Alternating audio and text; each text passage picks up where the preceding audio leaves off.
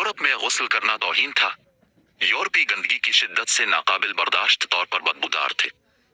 यहाँ तक कि कैसर के रूस के एल्ची ने फ्रांस के बादशाह लुइस 14 को बयान किया, इसकी बदबू जंगली जानवरों की बदबू से ज्यादा गंदी है।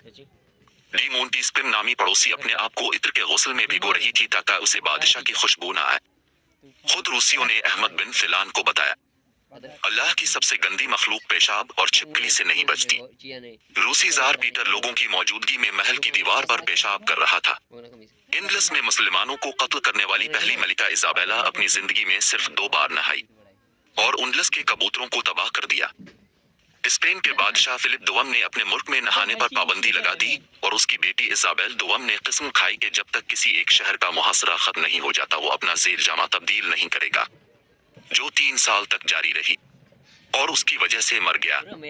ये बादशाहों के बारे में है, अवाम का जिक्र नहीं।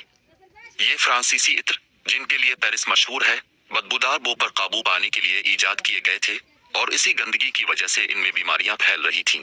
ताउन ने आकर हर दौर में इनमें से आधी अतिहाई फसल काट ली। जहां यूरोप के बड़े शहर मिसाल के तौर पर पेरिस और लंदन की आबादी कम अज कम अंदाजे के मुताबिक 30 से 40 हजार थी, जबकि इस्लामी शहर 10 लाख की हद अबूर कर रहे थे। फ्रांसीसी मौर्रिख ड्रीबा कहता है, हम यूरोपी अवाम की जिंदगियों में फलाह व बहबूद के असबाब हासिल करने के लिए अरबों के मकरूज हैं। मुसलमानों ने हमें अपने जिस्म को साफ रखने का तरीका सिखाया। वो यूरोपियों के बरक्स थे जो अपने कपड़े तब तक नहीं बदलते थे जब तक कि वो गंदे और बदबूदार ना हो। हम अपने कपड़े उतारने और धोने में इनकी नकल करने लगे।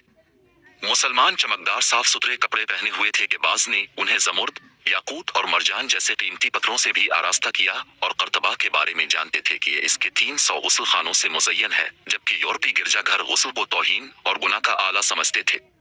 मुसलमान और तारिकीन वतन हम्माम के कमरे का नाम अंग्रेजी में रखा गया है, जो मोहम्मद गुस्ल की याद को दिलाता है, जो हिंदुस्तानी मुसलमान था जिसने उन्हें अपने दौर कफा में पढ़ाया था।